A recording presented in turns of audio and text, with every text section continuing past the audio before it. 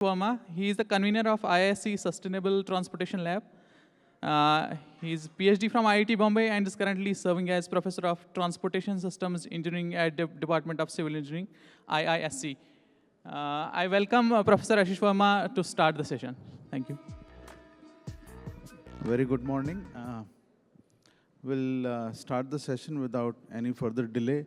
This particular session is on inclusive urban mobility and travel behavior. And we have 5 presentations in this session altogether. I'll invite the first author, presenting author, that's paper ID 3685, Mehrab Nazir. Oh, sorry. Why did you give me 9th today? Give me tomorrow. Sorry for that. First paper ID is 1157, Moni Das. Yeah. And the paper title is on socio-economic status of hand-pulled rickshaw pullers, study from Kolkata, India.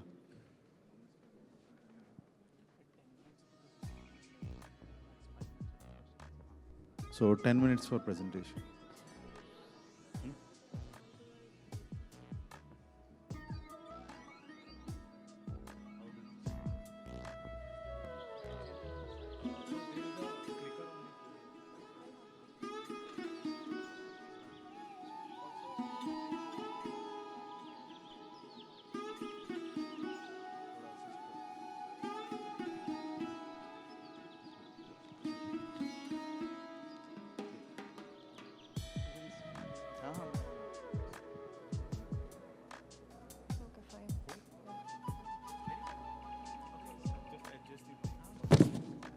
Hello? Yeah, you have 10 minutes. Yeah. Hello? Yeah. Good morning, everyone. So our paper title is on socio-economic status of hand-pulled rickshaw pullers, a case study from Kolkata. I'm Kea, and these are my co-authors. So first, I'll be introducing the paper to you. Then what we learned from the literature review, then the methodology we used, then our results, and then the concluding remarks. So to introduce the paper, hand-pulled rickshaws are one of the most popular non-motorized transport modes and also IPT modes in Kolkata, and they serve short distances and first and last mile connectivity. So our aim was to assess the socio-economic characteristics of the hand-pulled rickshaw pullers and to understand their contribution to urban mobility. So we mainly examined their socio-economic profile, their living conditions, and how they impact the first and last mile connectivity, and also what kind of policy intervention can be done to improve their situation. So from literature review, we mainly focused on 2 things. One is the socio-economic characteristics of other NMT and IPT drivers. And the second thing we focused on was to understand the role of NMTs in sustainable public transportation. So first we identified the study area, then we developed the questionnaire, and then we understood the sampling strategy that we need to use, then the data analysis process. So as I have mentioned that in Kolkata, it's still very relevant that hand-pulled rickshaws still persist there, and they serve primarily short distance travel. So we chose Kolkata.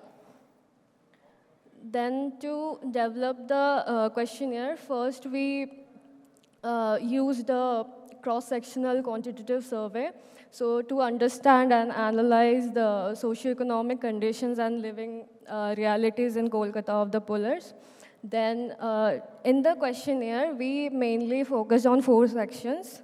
So first is trip details, then the safety and health, and then the socio-economic characteristics. So for the sampling strategy, first we did like face-to-face surveys via Google form. And in the beginning, we had a pilot test with 5 rickshaw pullers, and we also had discussions with the All Bengal Rickshaw Union.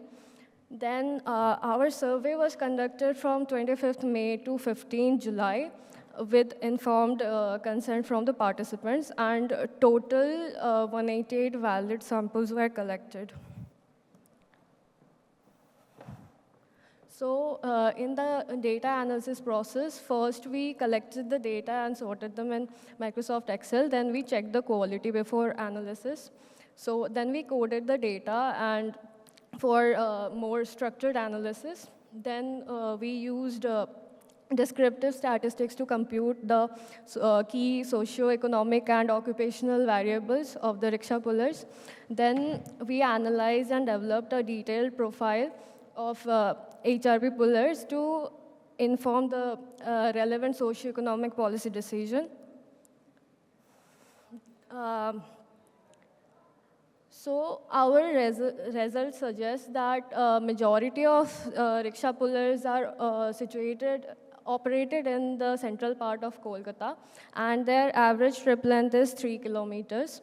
And on average, they have 9 trips per day, and they also they also play a very crucial role as a feeder mode of transportation in Kolkata. So we shockingly found out that most rickshaw pullers are more than 30 years old, and approximately 36% of them are even more than 58 years old. And alarmingly, 68% of them do not have any formal education.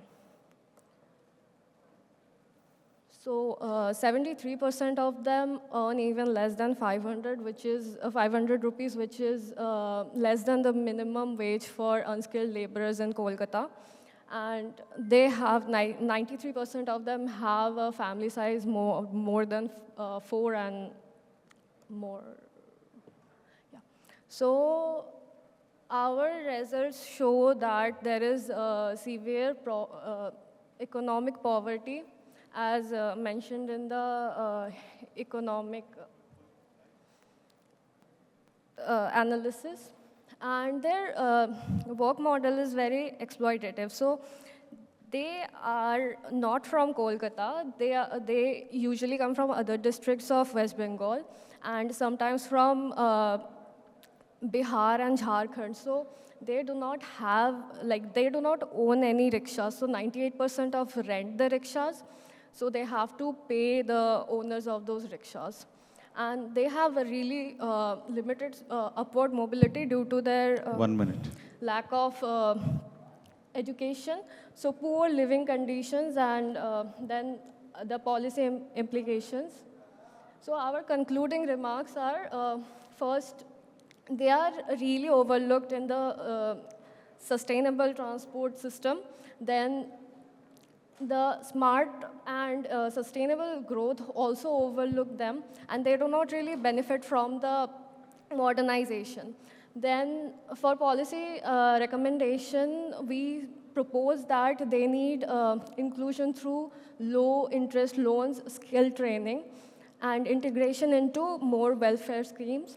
And these measures will promote decent work, economic growth, and worker dignity for them, which aligns with SDG 8. Yeah, these are the references. Thank you. Thank you. We have time for a couple of quick questions, if there are any.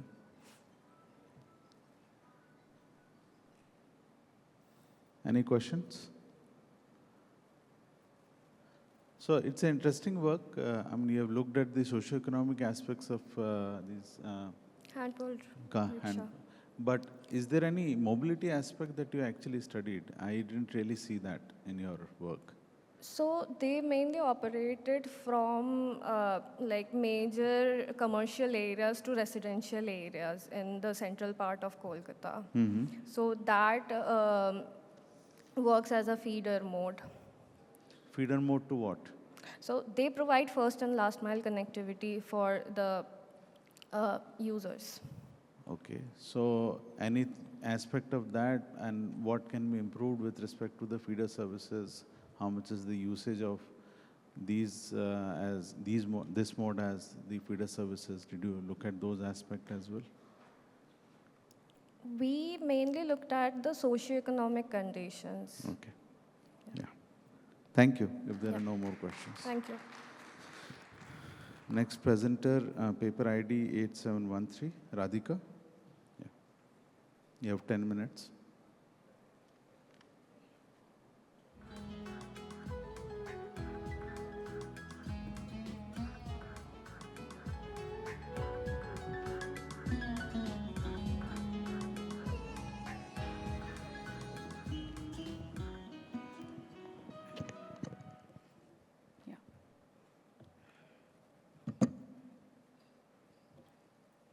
Hello, everyone. This is architect Radhika Gopinath. I am a research scholar at SPA New Delhi. And this is a combined research paper with another fellow researcher, architect Nandini, under the supervision of Dr. Bandhanaja. So here we are. We are going to present a research paper on assessing accessibility and barriers for persons with disabilities at metro station. It's a case study approach. So the metro is often, Metro is often called the lifeline of a modern city. So it's the key to assessing education, health facilities, employment, and reducing reliance on personal vehicles. But for a significant part of persons with diverse disabilities population, is this a lifeline truly accessible? So let's understand our research study to know that. Accessibility is not just about physical ramps. It encompasses wayfinding, cognitive case, sensory comfort, and social inclusion. So with respect to the existing research background, we could underwent almost last 15 years study, and then I would like to quote few authors who expressed their research study. Starting from Christopher, his aim was to make international best practices for accessible public transportation, and that has become a key resource for the United Nations Development Program, which outlines essential elements of accessibility, emphasizing the need for comprehensive and coordinated approaches. So in the existing study, what we could analyze is that there are certain researchers who concentrated on very specific person with disabilities like wheelchair users or visually impaired. And there are clear indications saying that there is a gap in policy and practice. And there are researchers who studied about one particular country or one particular state. So out of all those things, we could derive our gaps, saying that first, four most important things. First is there is a limitation scope of disability. So only focusing on limited disabilities, they're forgetting about the other ones. So we would like to concentrate on that. Second, again, the gap between policy and practice, which I explained. And non-physical barriers were not at all addressed. So we wanted to address those, physical disabilities, which is concentrating more where emotional, psychological, and social barriers are taken into consideration. And the fourth important is that there is no comparative study. So all these things make sure, we could come up with the objectives and the questions. So just to consider the time, I would address only the questions here. How accessibility are metro stations catering person with diverse disability groups? And so more than mobility, we would like to concentrate more on visual, auditory, and cognitive. And second, what are the key barriers experienced in the navigated stations? And third is do the existing accessibility provisions align with universal design principles or not? And the last one, how can design modifications or interventions can enhance independent mobility and dignity for all users? Moving forward, So these are the other, based on the latest information or, with respect to Indian context and the accessibility scenario, we have these 5 major points which actually pushed us to move forward and then work towards the study. The first one is that there is an expansion of recognition of person with disabilities in our country from 7 to 21. Second, even we have data only 2011 census as of now. Fortunately, we are having one more census which is happening in 2025 and more people will be included in that, person with disabilities. And third, this is again one important benchmark. Irrespective of whatever population, Rajiv Raturi's Supreme Court judgment, which actually emphasized that the accessibility is no more a request, it is actually to a legally enforceable rights. So they made it very clear, and because of that, there is a changes happening, the ratification happening with the harmonized guidelines, which was the basic handbook. And so they are going to bring non-negotiable standards in the National Building Code. So professionals like architects and urban designers, they have to follow now NBC, which is going to upcoming. So a lot of changes happening there. Moving forward, based on all those things, the methodology, what we followed, more or less similar like any researcher will follow. But I'll just explain about the uniqueness, which what we followed is that we wanted to assess 2 different metro stations in different part of the city in India. The 3 layers of assessment alone I would explain. First is the literature study, where we could take an audit list beyond, which is explained in the harmonized guidelines, so that we can target more person with disabilities with neurodivergent. And second, we compared 2 different metro stations by considering different tools and methods, how we can assess. And third is the observation method, which is again evidence-based, where we selected 10 volunteers with diverse disabilities, especially focusing on neurodivergent, and we made them to move from one station to the other station. Moving forward, so you could see phase 2 and phase 3 explained and clearly in detail. So these are the 2 stations we selected, that is 2 states, Chennai and Delhi, and 2 stations in each city. For comparison, mostly the context here, what we have taken is that we should ensure that every station is connected with different context, like different typology. So one was connecting a transportation hub, residential. There was one station connecting to special school and hospital, and the other one office and institutional, so that we have diverse things to be contributed. And the tools which we used is audit checklist, observation matrix, user feedback survey. Of course, we wanted to follow both qualitative and quantitative, but here the limitation, what we did is only the 10 volunteers as of now, but in future scope of study, we will expand and we'll gather more information from more riders who are specific to person with disabilities who are using metro. And photography, documentation, and so on and so forth.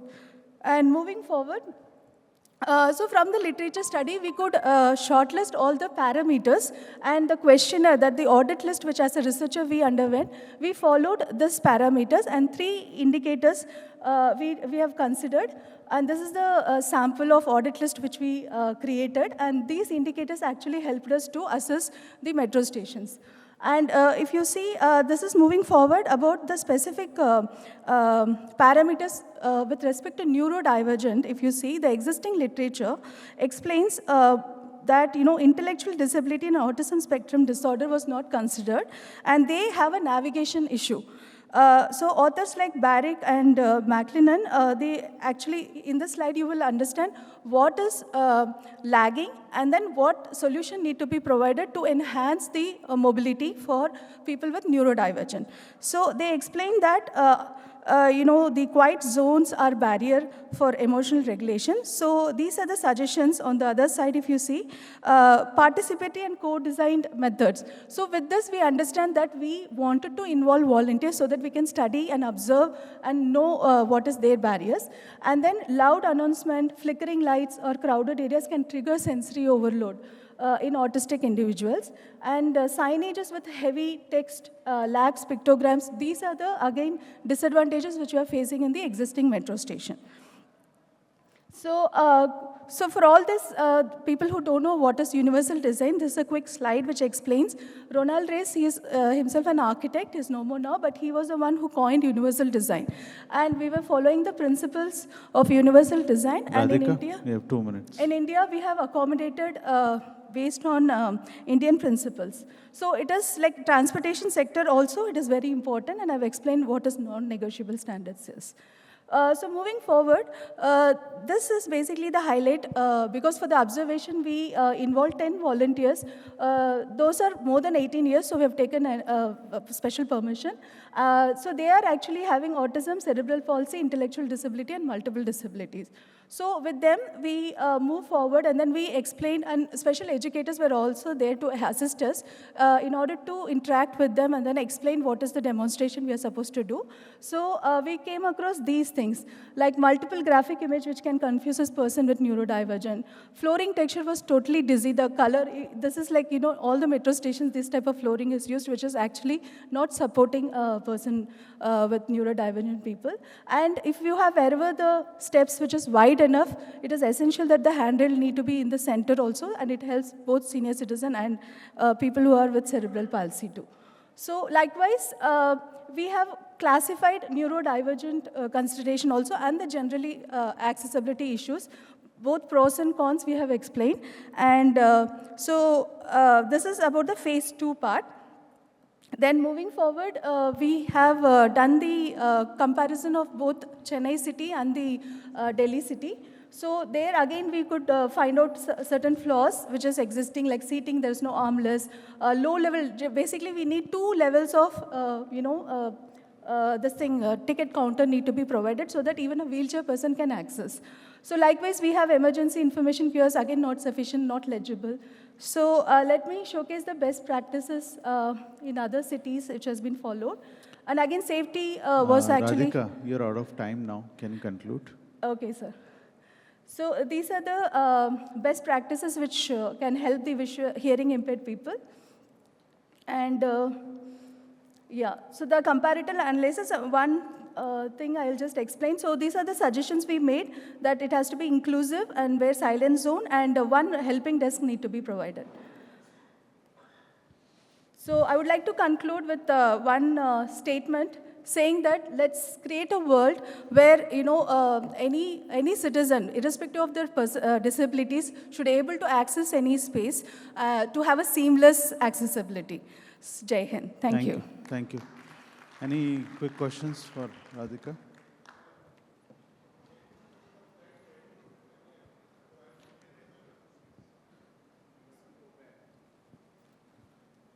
Give them. Can you just repeat what question? Yeah, please display the slide again, Delhi versus Chennai, second last or third last slide. Comparative one. Delhi versus Chennai. So this one? Okay. So basically, okay, good. Because we are in Chennai, so we are following, we are doing a lot of work for making the station disabled friendly and these kind of people. Okay, sir. Still, we need to improve further and want to learn. Yeah. Maybe I can have a copy of your presentation? Sure, sure. That Sir. you can speak to her later. So I think they'll be publishing in a paper, so with their... Any other? Thank you so Thank much. you, ma'am. Sir. Good work. Yeah. Thank you. Thank you, Radhika, for very interesting presentation and very interesting work.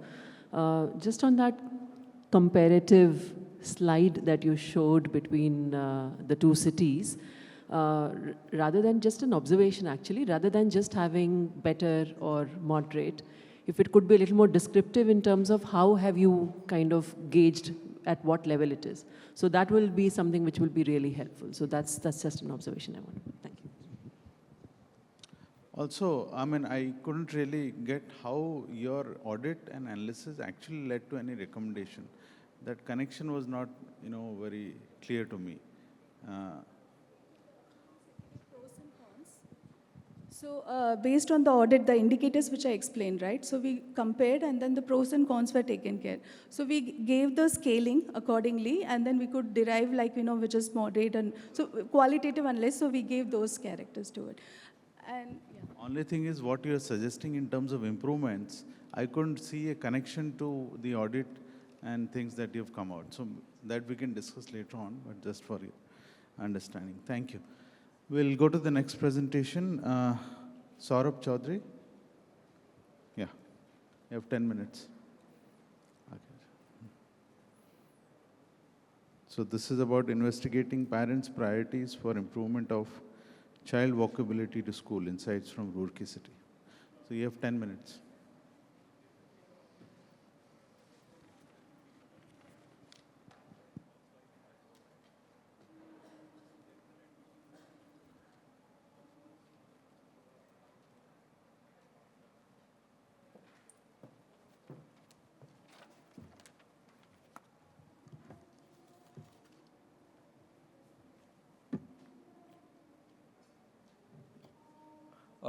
Good morning, everyone. I'm Saurabh Chaudhary, and I'll be presenting on the topic Investigating Parents' Priority for Improvement of Child Walkability to School, Insight from Roorkee City. So before moving further, I would like to acknowledge my co-author, Mr. Manan Monga, and Professor Shubhajit Sadhu Khan. Sorry to intervene. At 11 o'clock, we will be having quiz contest, transport, planning. All of you are requested to kindly join us in the exhibition area. That is a tea time. You have your tea and enjoy and reply to all the questions. We will give some token gift, whosoever wins the. Thank you very much.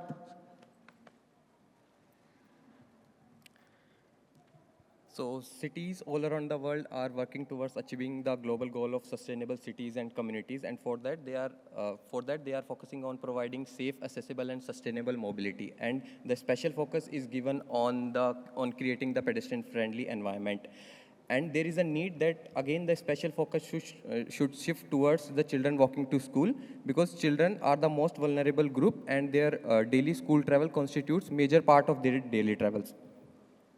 As per NSS 2017 report, it was found out that around 50% of educational trips are carried on foot, and there are several benefits of walking in terms of physical and mental health, and there are benefits of independence and self-reliance. But for those who walk to school, there are several challenges in terms of their safety, security, and inconvenience on road. Accordingly, government at different scales, different levels are coming up with different initiatives, programs, and guidelines to solve these issues. And cities like Delhi, Mumbai, Chennai are coming up with different pilot projects establishing safe school zones.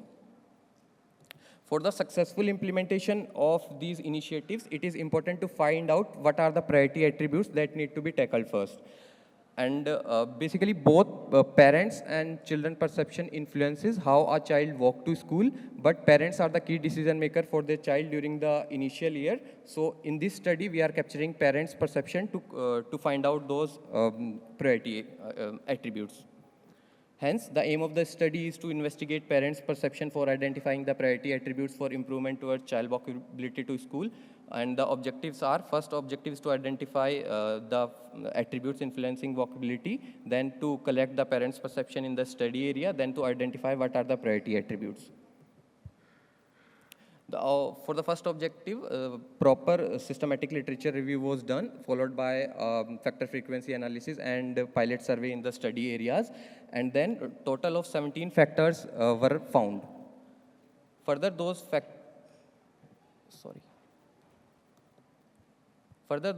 attributes were divided into major dimensions of infrastructure, traffic and road safety, environmental factor, and child-specific factor. Infrastructure attributes include sidewalk, pedestrian crossing, traffic light, and signboard. Traffic and road safety includes less vehicular traffic, vehicular speed, crossing guards, safety from strangers, and safety from street animals. Then environmental factors included shaded areas and greenery along school routes. Child-specific factors include distance to school, child physical activity, walking companion, their ability to cross busy road, weight of the school bag, and their own preference to walk to school. The study is conducted in the Roorkee city, which is in the Haridwar district, and its layout is influenced by the Ganga Canal flowing through the city. And the reason for selecting this city is because it is emerging as an educational hub with a prominent number of the school-going population and the schools.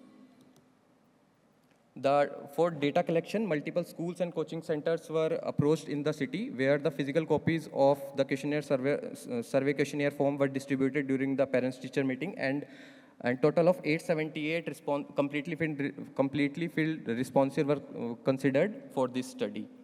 And perception was taken on a 5-point Likert scale, where 1 represent least satisfaction or importance, and 5 represent maximum satisfaction or importance. And if we see the data, around 48% data was collected for 48% of female and 52% of female. Then children class representation is given.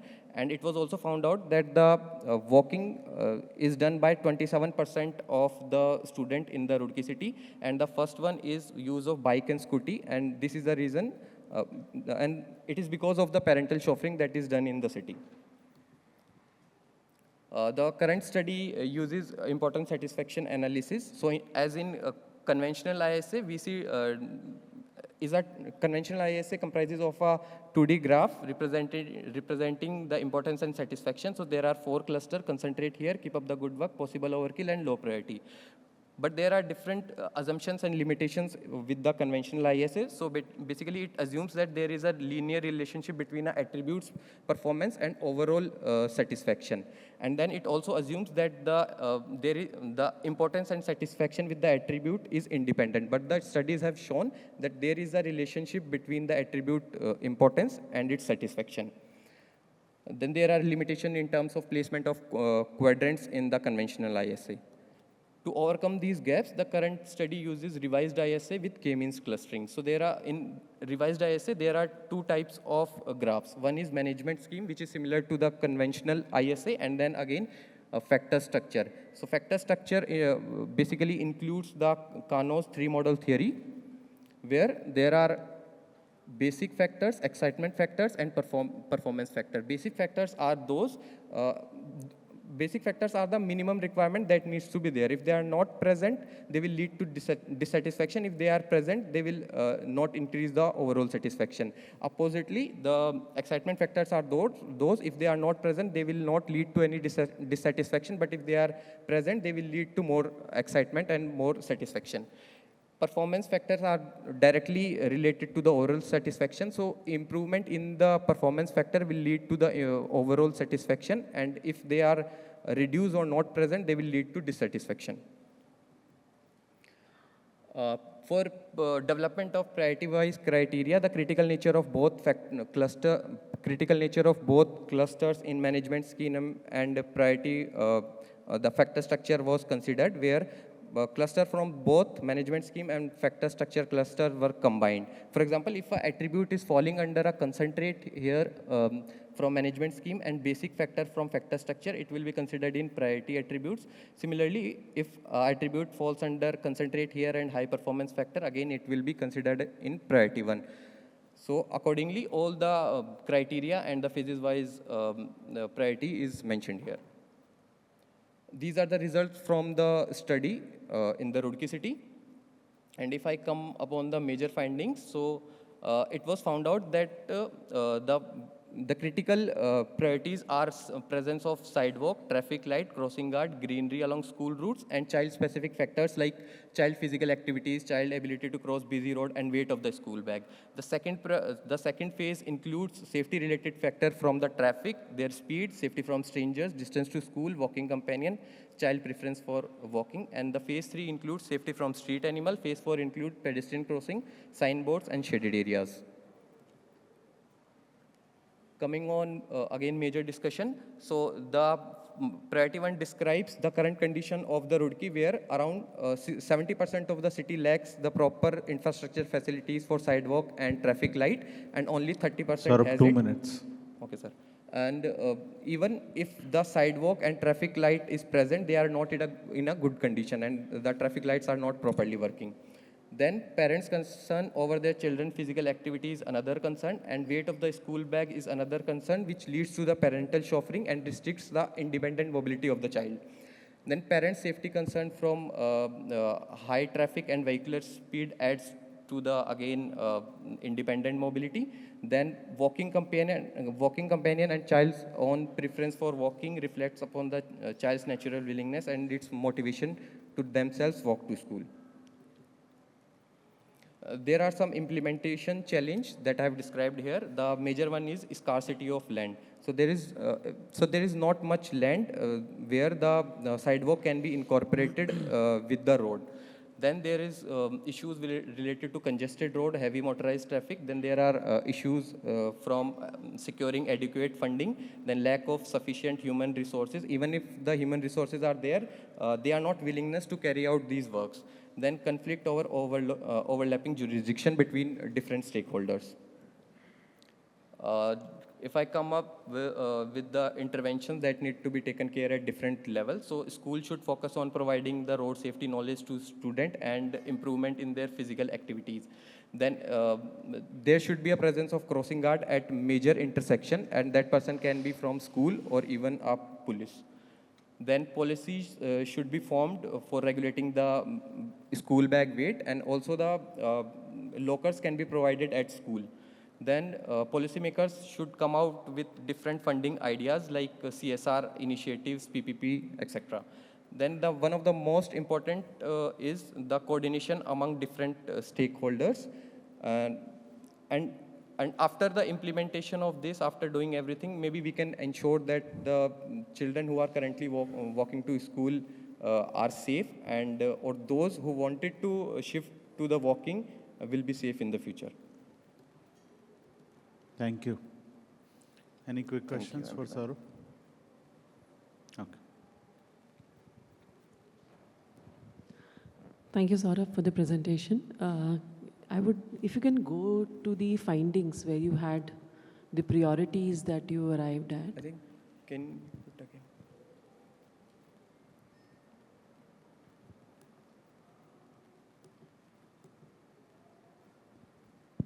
Yeah. No, can you go to one slide before, maybe where you had, yes, we can stay here. So you're talking about prioritizing in phase 1, 2, 3, 4. I'm just wanting to understand the application part of it. Sidewalk appears as 1, but the pedestrian crossing appears in phase 4. Yes, ma'am. So how would you explain this? So basically, these are the results after capturing the parents' perception. So as I mentioned that there is a more issue related to sidewalk, and most of the roads in the Roorkee city doesn't have a proper sidewalk. So are there proper crosswalks? I think as per parents, there might be they might not consider it as important. And I mean, when you do these studies, some of these things are equally important to understand and validate from on-ground conditions. I think unless you do, perception is one part of it, talking to people is one part of it. The second is also in terms of what is there on ground, and then cross-relating this and, inferring out of that. So I think, along with perception, your actual audit should have been part of the methodology to really, have interventions that make some sense and also continuity. Yeah, Professor Gupta. I think just to continue what Shalini is saying, otherwise overall interesting work, interesting research piece of work. Obviously research should have, it should be a robust result. It should not be something which is counterintuitive. So I think your most critical part, which I thought was, I wanted a quick clarification on what do you mean by implicit and explicit, importance. Can you just explain that slide? So so explicit importance in when we directly ask the parents how you will rate this particular facility, and implicit is basically found out later. So it is found out from the partial correlationship between the attribute satisfaction and overall satisfaction.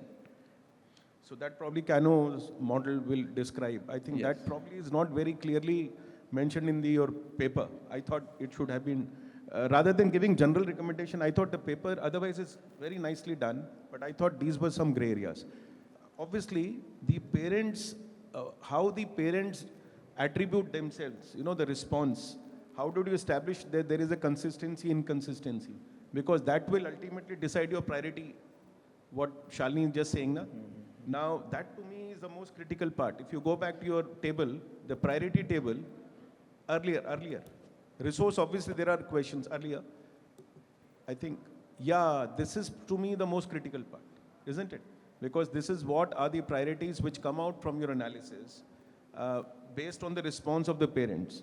I think we need to also see, are there any outliers? Is there inconsistency within these priorities? I think this probably I thought you might like to revisit sometime later. But overall, I think fairly neat work. Last point, we should not recommend something which is not possible within the realm of implementing. Are you getting it? So I thought maybe results of the actions, what she also brought out, we should be very clear, what are the interventions I need to do? It is in my controllable hand. And something which is not in my hand, probably, is not to be highlighted, you know, so to say. Sure, overall, I think interesting work. Thank you. Yeah. Thank you so much. Thank you, Saurabh. Our next presenter is Nisha Jangid. Paper ID 6907.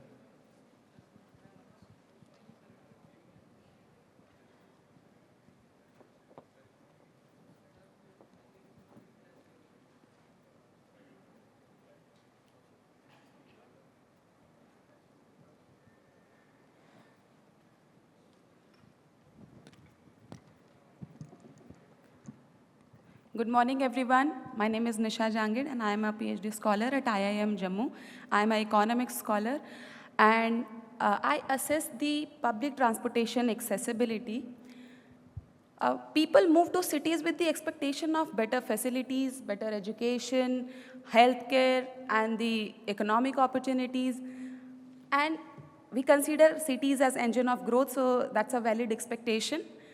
But the problem lies that all the opportunities are situated spatially dispersed way. So that's why it creates a special mismatch. And because of that mismatch, people depend on different mode of transportation, public or private. Using private vehicles create lots of problems, we all know that. Congestion, fatalities, and accidents, and then we have pollution.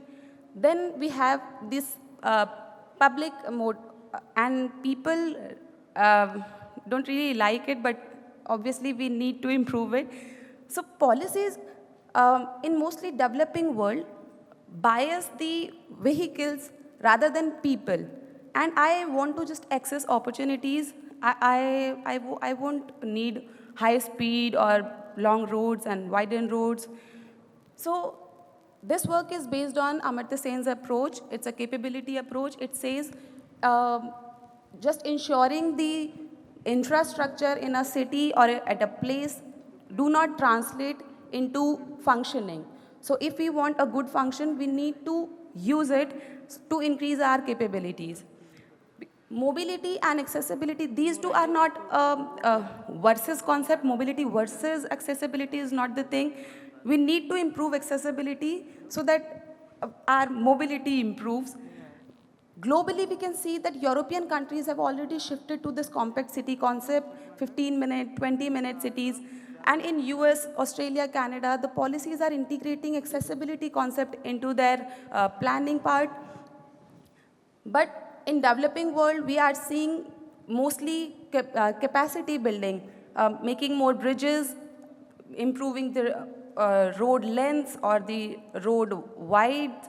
So that's what I think we don't need that much. Rather, we should address the accessibility part. So there must be a balance.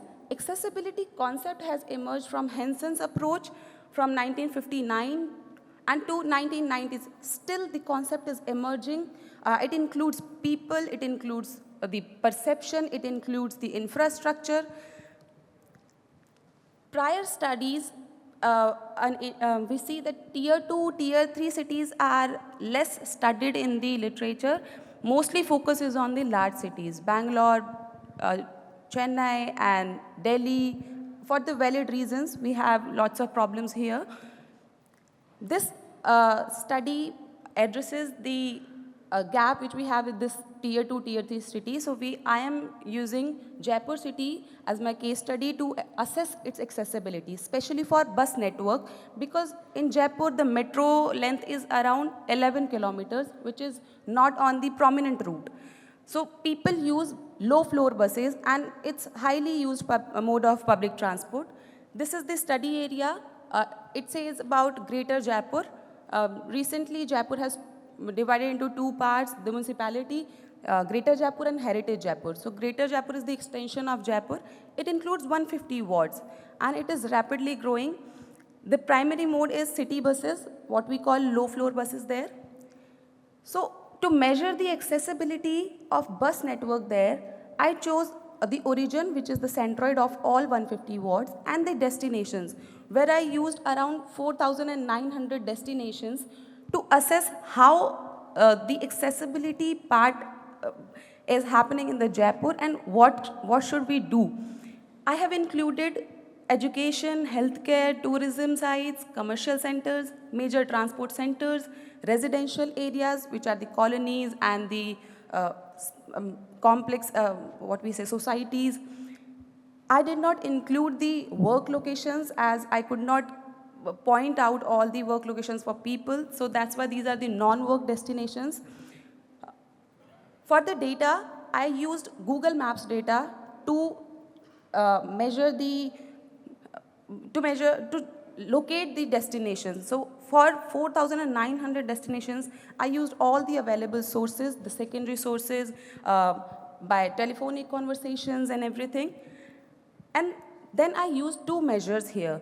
But before that, I will tell you that I used first and last mile also. When you search that I want to go from here to Millennium City metro station, it will tell you you have to walk for 3 minutes or 5 minutes to get a bus, and then you have to take a bus and it will take X minutes, and then you have to walk again. So I have used that walking time and the travel time both into the accessibility assessment. Then I used two measures, cumulative and gravity. Cumulative measure simply says how many destinations you can access within 30 minutes or 40 minutes or 70 minutes. In the gravity measure, it includes all the destinations which you are measuring from one point, but it discounts the further away destinations. I used attraction factor for all the destinations because maybe a district hospital is highly valuable for one person and the dispensary is not because of its capacity. So I used all the destination factors using Google Maps ratings, using hierarchy and capacity, and for healthcare, for student enrollment part, I used for education and the network coverage for all the transport hubs.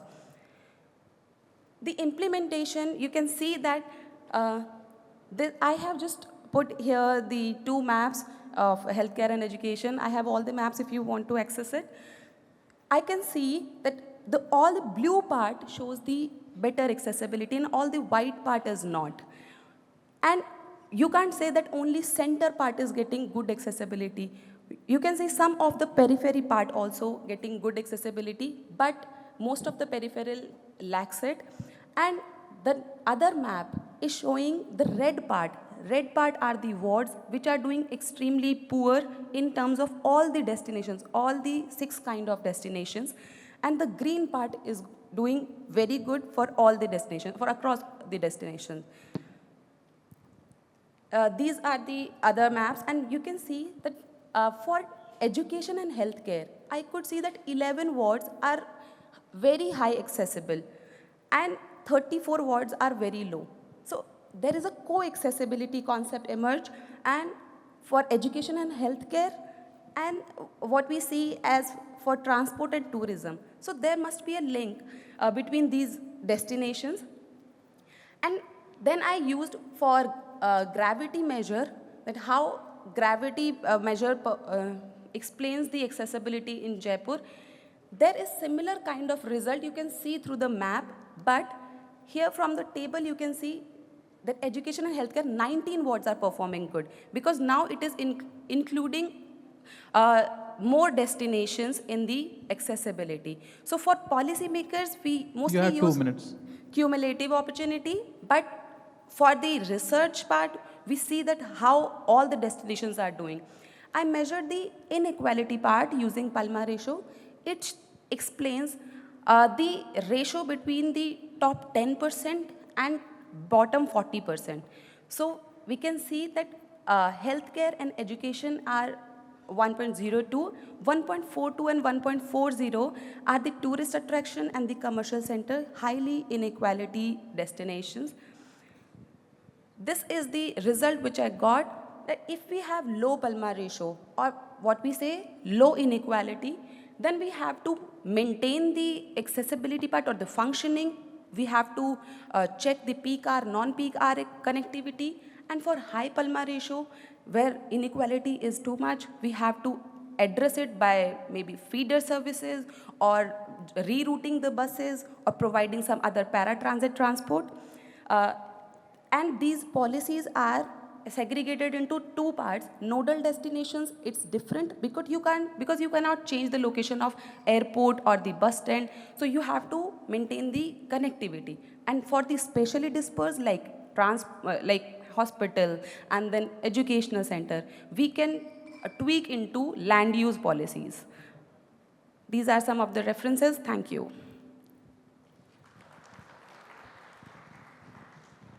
Any questions?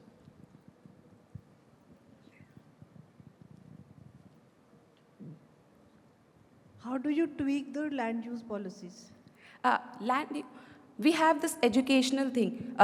For schools, if we can see in an area, if we have less of the primary schools or the distance from the residential area to the school is extremely high, so we can address that by providing them nearby schools maybe, or some medical facility, or we can make use of private investments, also private destinations, because I need all the services nearby. So that's how I think land use and transportation will have to collaborate, and then only we can address those issues. Thank you, ma'am. Anyone else?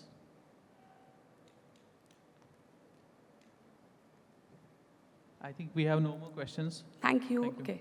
Do you have a question? No, Okay. thank you. Thank you. Thanks a lot. So next present has not turned up. So we are with the last presenter now. It's Manasa. The topic is understanding family-based travel patterns for sustainable urban mobility.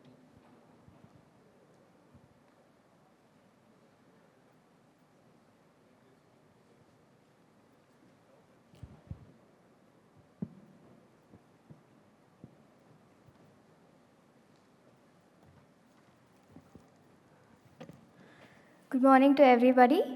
I am Manasa.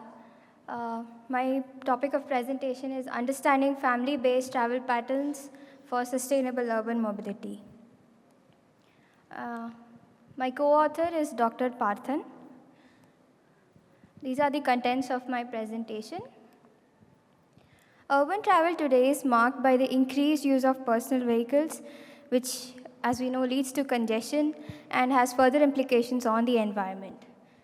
In the recent decades, due to industrialization and urbanization, there is a transition in the family structure from traditional joint family structures to the nuclear family structures, mainly because people are relocating in search of better work and education opportunities.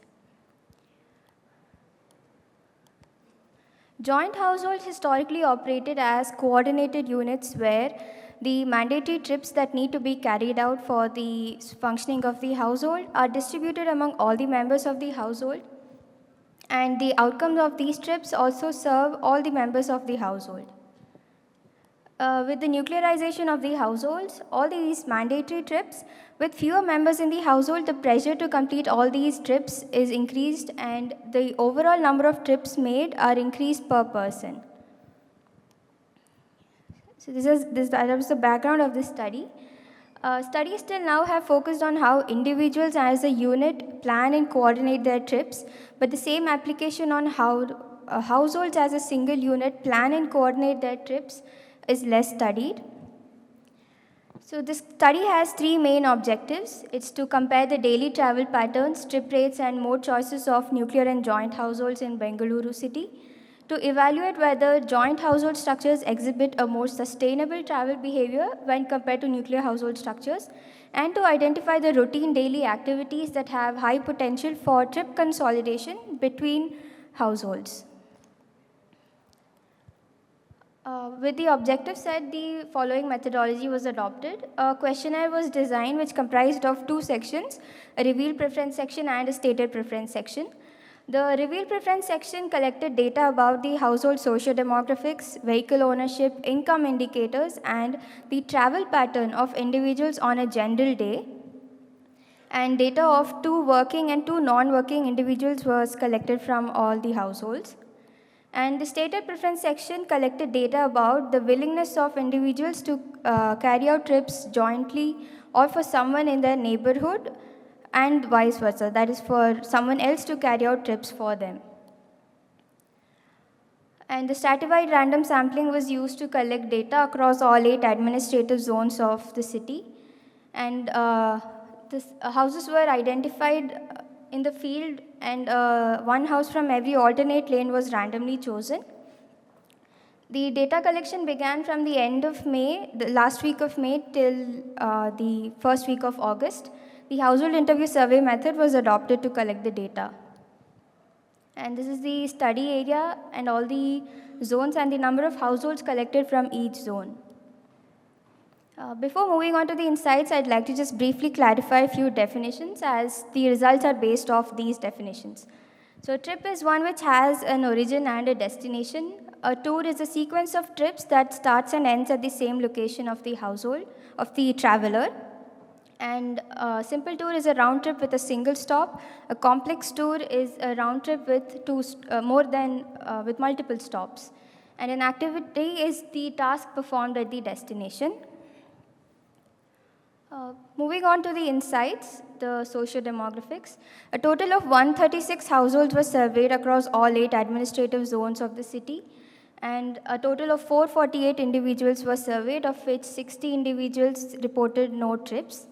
Of the households surveyed, 85% were nuclear household structures and 15% were joint household structures. And 46% belonged to the middle income category, 32% to the low income category, and 22% to the high income category. The average age of the sample was 34.6. In terms of gender, the number of males in the sample were 55% and number of females were 45%. The total trips recorded was 1,242 and 547 tours were recorded, of which 465 were simple tours and 82 were complex trips. In terms of the vehicle ownership, the average vehicle ownership rate for a household was 2.03, indicating most households owned at least 2 vehicles, and the average two-wheeler vehicle ownership rate was 1.45. Most households in the sample owned at least one two-wheeler. In terms of mode share, regardless of the family structure, the two-wheeler was the most dominant choice of mode, accounted at 40.9%. And in terms of non-motorized transport, walk was the most chosen with distances less than 1.5 kilometers. And public transport had a much smaller share. With the increase in the household size, the chances of using car was higher. In terms of the daily activity levels, we found that the joint households generated a higher total travel demand as a single unit, while they were completing about 6 to 10 activities per day. And nuclear households carried out low number of activities, somewhere between 0 to 5 activities per day. In terms of the per capita efficiency, with the increase in the household size, the number of trips made per person was less. In nuclear households and that with fewer members, with the pressure to carry out the number of mandatory activities that need to be carried out are higher compared to the joint households. The concentration of activities is higher in nuclear households. In terms of the shared or solo trips, regardless of the household structure, solo travel was more dominating, indicating a higher degree of individualized travel. A key exception which was observed was the 5-member joint household, where a balance was observed between the collective family trips and the shared and the solo trips.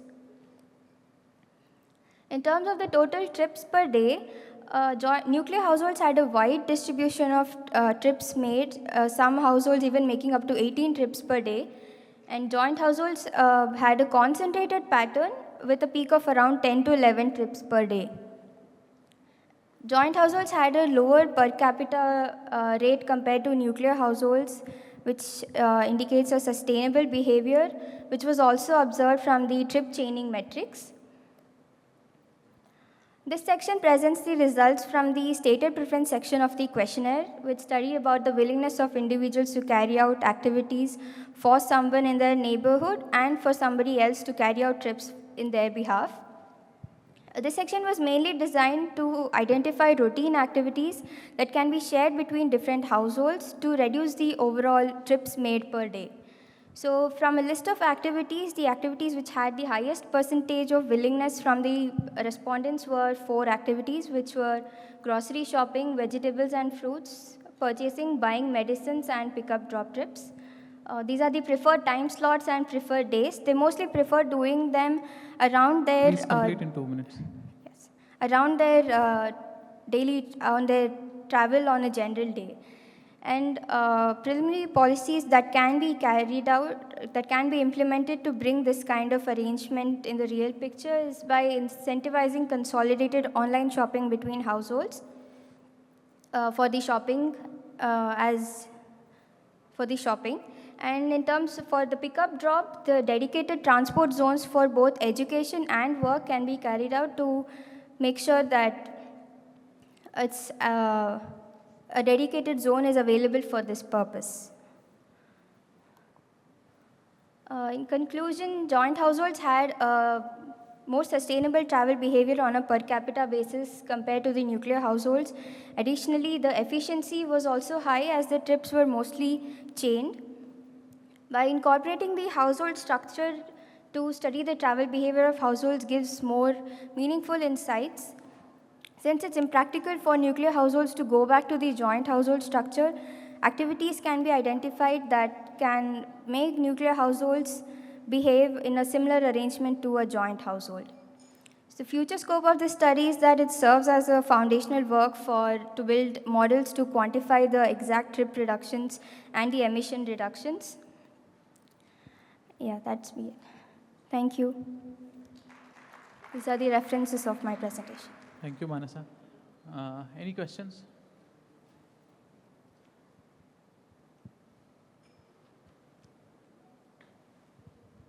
Hello. Madam, you have done a nice research at the studying the travel behavior of family and joint family. I suppose the final objective is to have its impact on the public transport or the road use. Yes, sir. But as we see today, we are moving to outsource many of these travel requirements in terms of basically for shopping. Yes. And it has increased the number of time because earlier we used to go to market and we used to club our requirement and bring in 1 trip or 2 trips. Now in every day we place at least 5 to 10 orders for Zomato and Blinkit and all these things. Finally, those things are leading to the road trips. So have you studied those patterns, how we can reduce that load on our roads, basically, traffic load? That we are still yet to study, sir. Because you are finally recommending in a way to move back to the joint family system to reduce the load. No, trips. sir. It's impractical to go back to the joint household structure. But that may not be possible given the social realities of the time. Between nuclear households, like if we take a lane and there are about 4 or 5 houses, the routine activities can be identified because if it's in a lane, people might have similar preferences to the shops around. So in that case, they can coordinate and make trips for each other. But I think as we are moving forward, we are getting more individualized, and even in joint household, every people is behaving differently and it's leading to multiple trips on the road. Anyway, that's a sign of social changes. Yes. Thank you. Thank you, sir. Any other question?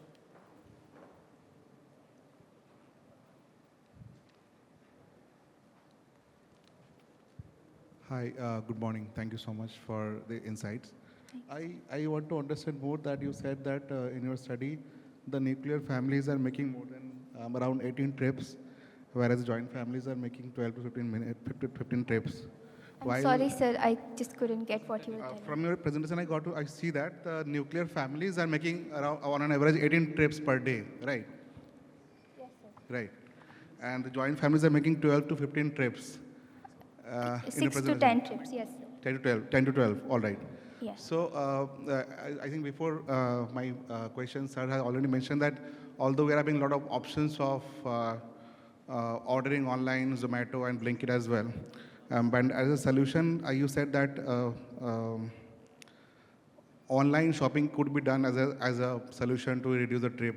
But I think we can, it's not that every part or every class of the the country people can afford online shopping. I think we can think of more feasible solutions, maybe, like if you have I want to order something in Blinkit or Zomato, or if I have to order online everything, maybe it takes a lot of money for me rather going out and buying the same product from the shopping complex or from somewhere else.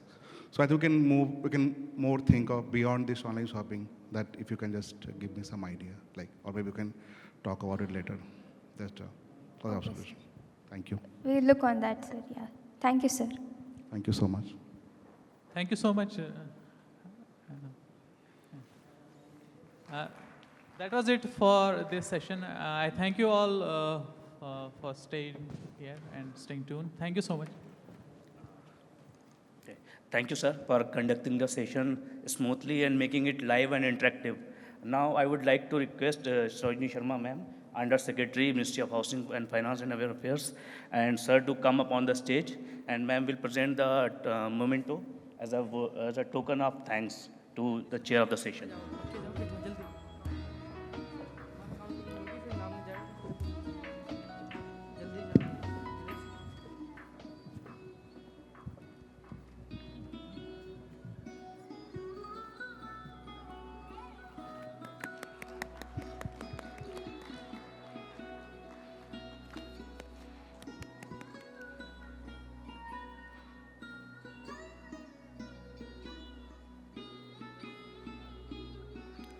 Thank you, ma'am. Thank you, sir.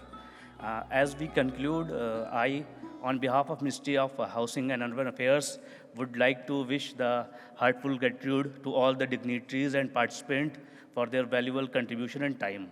So here we conclude. Thank you all.